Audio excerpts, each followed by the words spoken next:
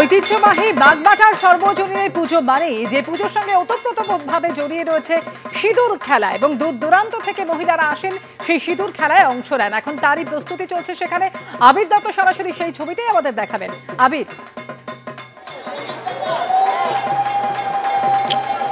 দেখো, আজকে মন খারাপের দশমী এবং সকাল থেকে আকাশের মুখ ভার, বিষণ্ণতা আকাশ বাতাস জুড়ে।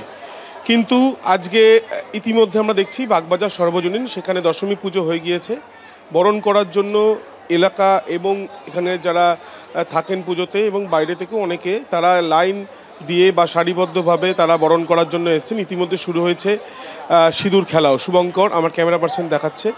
কিন্তু একদিকে যেমন আজকে বিষণ্ণতার দিন বা আজকে মন খারাপের দশমী, অন্যদিকে আজকে এই যে নিম্নচাপের তৈরি হয়েছে ভ্রুকুটি, যেটা আলিপুর আবহাওয়া দপ্তর জানিয়েছে, সেই নিম্নচাপ আজকে গভীর নিম্নচাপে পরিণত হওয়ার কথা। আগামীকাল সেটা অতি ভারী বা অতি গভীর নিম্নচাপে পরিণত হবে এবং উত্তর পশ্চিম বঙ্গোপসাগরের দিকে সেই নিম্নচাপ কিন্তু এগিয়ে চলেছে। উড়িষ্যার দক্ষিণ প্রান্তে সেটা প্রবেশ করবে এবং যদিও যেটা দেখা যাচ্ছে যে দক্ষিণবঙ্গে বিভিন্ন প্রান্তে কলকাতা, হাওড়া, এছাড়া 2 মেদিনীপুর ও দক্ষিণ 24 পরগনা ভারী বৃষ্টিপাতের সম্ভাবনা রয়েছে। বিভিন্ন জায়গাতে বিক্ষিপ্ত বৃষ্টিপাতের সম্ভাবনা রয়েছে। কিন্তু তা হওয়া সত্ত্বেও পুজোর আর 5টা দিন আমরা যেমন দেখলাম বিক্ষিপ্ত বৃষ্টি যখনই হয়েছে তখনও মানুষের বাঁধ ভাঙেনি, মানুষ কোনো রকম বাধা মানেননি এবং মণ্ডপে প্যান্ডেল হপিং চলেছে। আজকে দশমীর দিন বিশেষ করে বাড়ির মহিলাদের তাদের এই সকালবেলাটা মাকে বরণ করা এবং তার সঙ্গে আশীর্বাদ নিয়ে তাদের ওং ধন্যোহং কিতকিতং সফলং জীবিতং মম আগতা সিজতু দুর্গে মাহেশ্বরী মদাশ্রমম।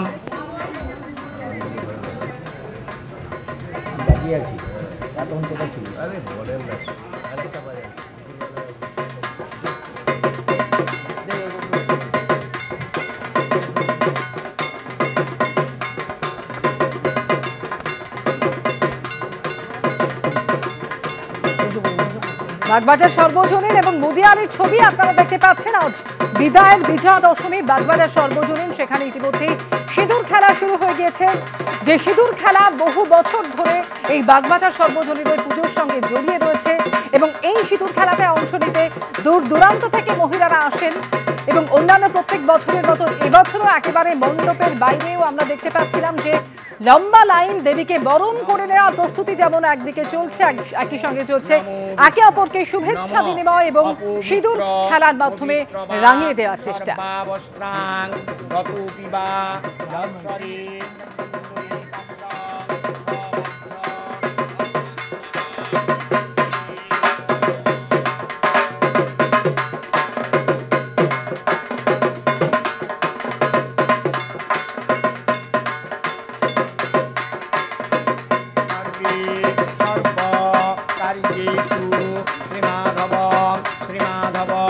শ্রীমাধবম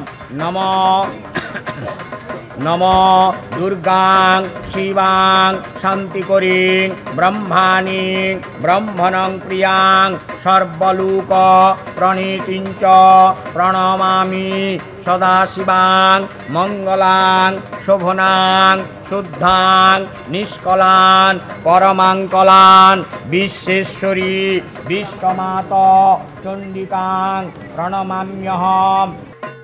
মণ্ডপে শুরু হয়ে গিয়েছে দেবীকে বরণ এবং সিঁদুর খেলা। বাগবাজার সর্বজনীনের ছবি দেখছেন আপনারা।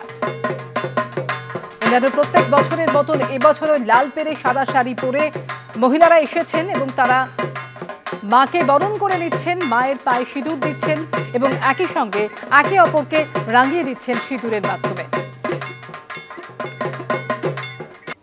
আরএসএস এর প্রতিষ্ঠার 100 বছর পূর্তির প্রাক্কালে রাষ্ট্র গঠন থেকে শুরু করে দেশের সেবায় আরএসএস এর ভূমিকার কথা তুলে ধরলেন নরেন্দ্র মোদী। পাশাপাশি রাষ্ট্রীয় স্বয়ংসেবক সংঘের বিরুদ্ধে একাধিক ষড়যন্ত্র হয়েছে বলেও অভিযোগ করেন তিনি। আরএসএস এর হাত মহাত্মা গান্ধীর রক্তে রক্তাক্ত, পাল্টা আক্রমণ করল কংগ্রেস। हमने देखा है कैसे आजादी के बाद भी संघ को कुचलने का प्रयास हुआ।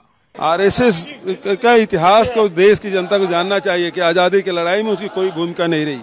বৃহস্পতিবার বিজয়া দশমীতে রাষ্ট্রীয় স্বয়ংসেবক সংঘের প্রতিষ্ঠার 100 বছর পূর্তি হচ্ছে। তার আগের দিন স্বাধীনতা পূর্ব ও স্বাধীনোত্তর ভারতে রাষ্ট্র গঠন থেকে শুরু করে দেশ সেবায় আরএসএসের ভূমিকার কথা তুলে ধরলেন নরেন্দ্র মোদী। একই সঙ্গে অতীতে আরএসএসকে শেষ করে দেওয়ার একাধিক চেষ্টা হয়েছে বলেও অভিযোগ করলেন প্রধানমন্ত্রী। आजादी की लड़ाई के समय देखें 1942 में अंग्रेजों के खिलाफ आंदोलन हुआ तो उसमें अनेक स्वयंसेवकों को अंग्रेजों के भीषण अत्याचार का सामना करना पड़ा। राष्ट्र साधना की इस यात्रा में ऐसा नहीं है कि संघ पर हमले नहीं हुए, संघ के खिलाफ साजिशें नहीं हुई। हमने देखा है कैसे आजादी के बाद भी संघ को कुचलने का प्रयास हुआ। मनुस्मृति की बात करते हैं, जो महिलाओं को, हाशिए पर पड़े लोगों को, दलितों को, वंचितों को, शोषितों को बिल्कुल निम्न श्रेणी का लोग मानते हैं। किस बारे में आरएसएस की सराहना की जाए? आरएसएस वो संस्था है जिसके हाथ महात्मा गांधी के खून से सने हुए हैं। आरएसएस वो संस्था है जिसको इस देश के प्रथम गृह मंत्री सरदार पटेल ने बैन किया था और यह कहकर बैन किया था कि उनकी भूमिका है महात्मा गांधी की हत्या में। 1925 সালে বিজয়া দশমীর দিন মহারাষ্ট্রের নাগপুরে রাষ্ট্রীয় স্বয়ংসেবক সংঘের প্রতিষ্ঠা করেন কেশব বলিরাম হেগড়েওয়ার। বৃহস্পতিবারই যার শতবর্ষ পূরণ হচ্ছে, যাকে সামনে রেখে সারা দেশে একগুচ্ছ কর্মসূচি নিয়েছে আরএসএস। সংগঠনের অবস্থান দেশের সর্বস্তরের মানুষের কাছে পৌঁছে দেওয়ার লক্ষ্য নেওয়া হয়েছে। जिस तरह एक नदी कई धाराओं में खुद को प्रकट करती है, हर धारा अलग अलग क्षेत्र को पोषित करती है, संघ की यात्रा भी ऐसी ही है। संघ के अलग अलग संगठन भी जीवन के हर पक्ष से जुड़कर राष्ट्र की सेवा करते हैं। प्रधानमंत्री जी जो आज आरएसएस के मंच पर बहुत कुछ बोले, आज जो उनका भाषण था और आज जो उन्होंने एक स्टैंप इश्यू किया और एक कॉइन इश्यू किया, ये प्रचारक का काम किया उन्होंने, हमारे देश के प्रधानमंत्री का काम नहीं। आरएसएस की मंच से ये बिल्कुल साबित कर लिया है कि वो पहले प्रचारक हैं और उसके बाद हमारे देश के संविधान के तहत प्रधानमंत्री। 15ই আগস্ট স্বাধীনতার দিন লালকেল্লার ভাষণ থেকে জনবিন্যাস বদলে দেওয়ার অভিযোগ তুলেছিলেন নরেন্দ্র মোদী। এদিন ফের তার গলায় শোনা গেছে একই সুর।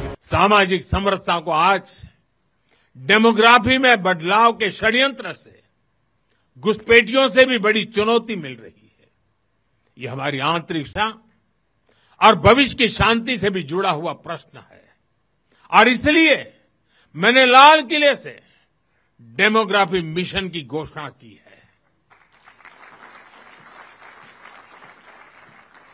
हमें इस चुनौती से सतर्क रहना है, इसका डटकर मुकाबला करना है। এদিন দিল্লিতে আরএসএস প্রতিষ্ঠার শতবর্ষের অনুষ্ঠানে স্মারক ডাকটিকিট ও কয়েন প্রকাশ করেন প্রধানমন্ত্রী। এবিপি আনন্দ।